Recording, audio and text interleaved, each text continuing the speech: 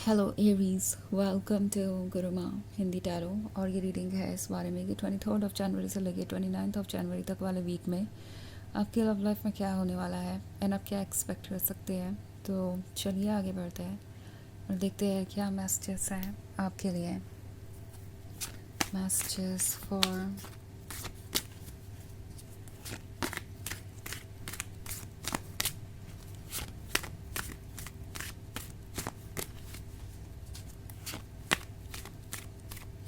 Aries.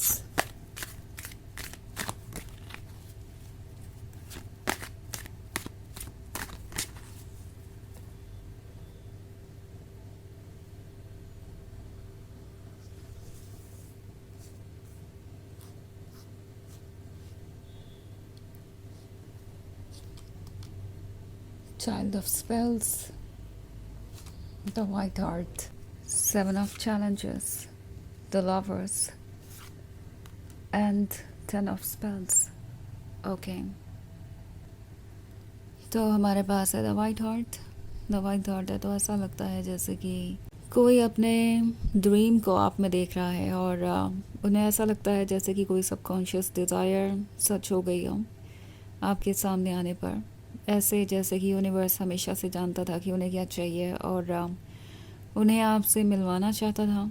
सो अब आप दोनों साथ हैं और इन्हें इससे अच्छी और कोई बात नहीं लगती। द लवर्स का कार्ड है तो ये वीक काफ़ी रोमांटिक हो सकता है, या आपके क्लोज ही रहना चाहेंगे या आपके पास ही रहना चाहते हैं, क्योंकि ये रिलेशनशिप वो चाहे जितना भी एडमायर करें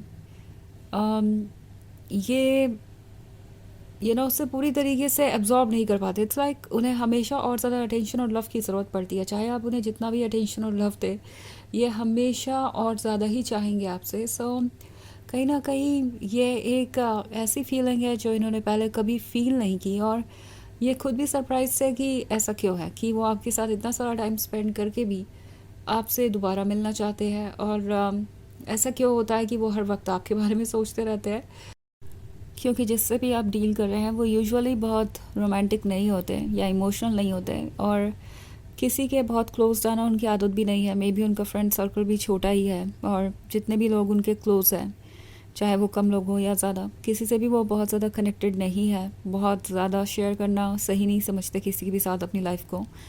बट जब से आप आए हैं उन्हें ऐसा लगने लगा है कि आपके साथ वो ओपन अप हो सकते हैं, जो चाहे वो कह सकते हैं और आप उन्हें समझेंगे। समहाउ आप में सिर्फ उन्हें अपना ब्यूटीफुल लवर ही नहीं दिखाई देता, बल्कि उन्हें एक अंडरस्टैंडिंग पर्सन भी दिखाई देता है जो उनके लाइफ के चैलेंजेस को समझ सकता है। बिकॉज़ ये काफ़ी लंबी जर्नी कर चुके हैं। ये जो 10 ऑफ स्पेल्स का कार्ड आप देख रहे हैं, ये शो कर रहा है इनके फ्रस्ट्रेशन को, इनके उस पेन को जो ये कैरी कर रहे थे आपसे मिलने से पहले। लाइफ हमेशा से ही इनके लिए चैलेंजिंग रही है और अभी भी बहुत चैलेंजिंग है।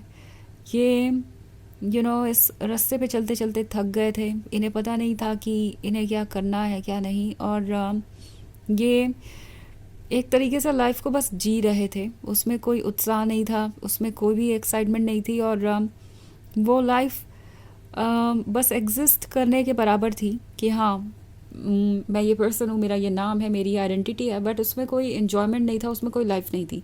सो आपके आने के बाद इन्हें ऐसा लगता है कि इनकी आइडेंटिटी में आप ऐड हो गए हैं, जैसे कि आप उनका हिस्सा ही हो, और वो इन्जॉय करना चाहते हैं इस लवर्स वाले कनेक्शन को। ये बहुत ब्यूटीफुल है, ये इतना स्ट्रॉन्ग है कि इससे वो दूर नहीं जाना चाहते। बट देन कहीं ना कहीं जो पास्ट का एक्सपीरियंस है वो उन्हें बार बार सोचने पे मजबूर करता है कि कहीं फिर से तो वो अकेले नहीं रह जाएंगे, कहीं फिर से तो लाइफ उन्हें वैसे ही धोखा नहीं देगी जैसे देते आई है। हो सकता है इनका पास्ट बहुत ट्रॉमेटिक रहा हो, इनके लाइफ में बहुत सारे अप्स एंड डाउन्स आए हैं, इन्होंने बहुत कुछ खोया भी है। बट देन आपको पाके उन्हें ऐसा लगता है कि चलो जो कुछ भी था गुजर गया, और अगर अंत में आप मिल जाते हैं तो सब कुछ बराबर है। इट्स लाइक हर खुशी उन्हें मिल ही गई। सो ये आपसे ज़्यादा से ज़्यादा बातें करना चाहेंगे इस वीक में। वो आपको बार बार कॉल कर सकते हैं, टेक्स्ट कर सकते हैं, कोई भी मौका नहीं चूकेंगे आपको ये बताने का कि वो आपसे कितना प्यार करते हैं, आपको कितना मिस कर रहे हैं। सो काफ़ी रोमांटिक होगा ये वीक। एंड 7 ऑफ चैलेंजेस का कार्ड है तो इनका आइडिया ये है कि वो आपके क्लोज और धीरे धीरे आते जाएंगे, जिससे उन्हें भी टाइम मिलेगा अपने आप को हील करने का, ट्रस्ट करने का फ्यूचर पे, यूनिवर्स पे और ख़ुद पे। और इन्हें ये भी लगता है कि ऐसे धीरे धीरे क्लोज आने से ये रिलेशनशिप स्ट्रॉन्ग बनेगा, आप दोनों एक साथ रहेंगे और ये कनेक्शन बहुत डीप हो जाएगा। सो इन्हें लगता है कि उन्हें धीरे धीरे ही अपने आप को ओपन अप करना चाहिए, इससे ये एक हेल्दी रिलेशनशिप बनेगा। और ये जो चाइल्ड ऑफ स्पेल्स है, वैसे तो ये इंतज़ार नहीं कर सकता।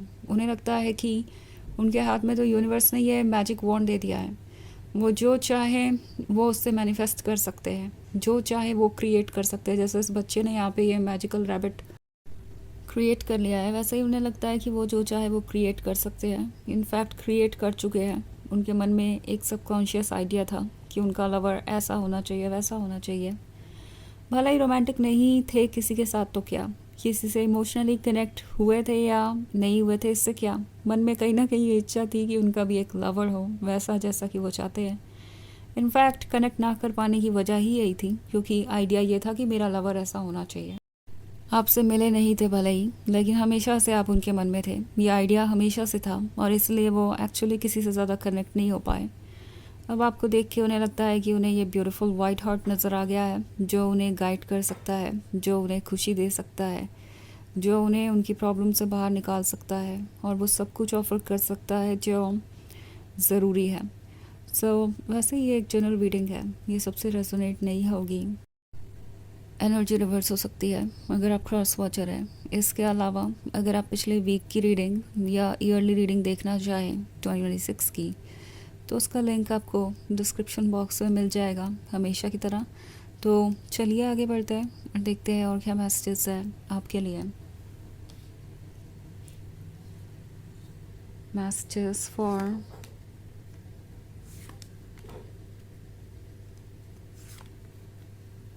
Aries, Seven of Wounds, the Forge, Seeker of Challenges, and Keeper of Spells. Okay. So हमारे पास है द फोर्ज का कार्ड। द फोर्ज के होने का मतलब है कि ये एक ऐसी जर्नी है जो मुश्किल है और इसे कंप्लीट करने के लिए बहुत कुछ अभी अचीव करना है। ऐसा लग रहा है कि कोई प्रिपरेशन चल रही है। द फोर्ज के कार्ड में देखें तो यहाँ बहुत सारे लोग हैं जो मेटल को शेप दे रहे हैं और अलग अलग चीज़ें बना रहे हैं। ये एक प्रिपरेशन को दर्शाता है फ्यूचर के लिए। और सेवन ऑफ वूंड्स का कार्ड है, तो आप इन्हें इंटरेस्टिंग भी बहुत लगते हैं। इन्हें लगता है कि आप बहुत मिस्टीरियस हैं। आप जितना उनके सामने दिखाई देते हैं उससे कई ज़्यादा इंटरेस्टिंग है। और ये पर्सन ऐसा फील कर रहा है कि उनके पास बहुत कुछ है आपके बारे में डिस्कवर करने को, और वो एक्साइटेड भी है इस बारे में कि इन डोर्स के पीछे क्या है। ये आपको जानना चाहते हैं ज़्यादा से ज़्यादा। और सीकर ऑफ चैलेंजेस का कार्ड है, तो ये पर्सन प्रिपेयर्ड है फ्यूचर के चैलेंजेस को फेस करने के लिए। ऐसा लगता है जैसे कि ये धीरे धीरे अपने आप को प्रिपेयर कर रहे हैं उस फ्यूचर के लिए जिसका ये सपना देख रहे हैं। क्योंकि कीपर ऑफ स्पेल्स को ऐसा लगता है कि उन्हें इस ब्लेसिंग को जाने नहीं देना चाहिए। आफ्टर ऑल 10 ऑफ स्पेल्स के बाद ये कीपर ऑफ स्पेल्स होने का मतलब है कि काफ़ी लंबे स्ट्रगल के बाद उन्हें यह खुशी मिली है। स्टारलाइट का कार्ड है। उन्हें ऐसा लगता है कि अब जल्दी ही सुबह होगी, जल्दी ही उन्हें वो मिलेगा जो वो ढूंढ रहे हैं, जल्दी ही आप दोनों क्लोज आएंगे। आजकल बहुत सारे ड्रीम्स देख रहे हैं, फैंटेसाइज कर रहे हैं, बहुत खूबसूरत ड्रीम्स, और उन्हें सच करना चाहते हैं। और इसके लिए आप एफर्ट करते हुए उन्हें देखेंगे इस वीक में। तो चलिए देखते हैं आपके लिए ऑरेकल मैसेज क्या है।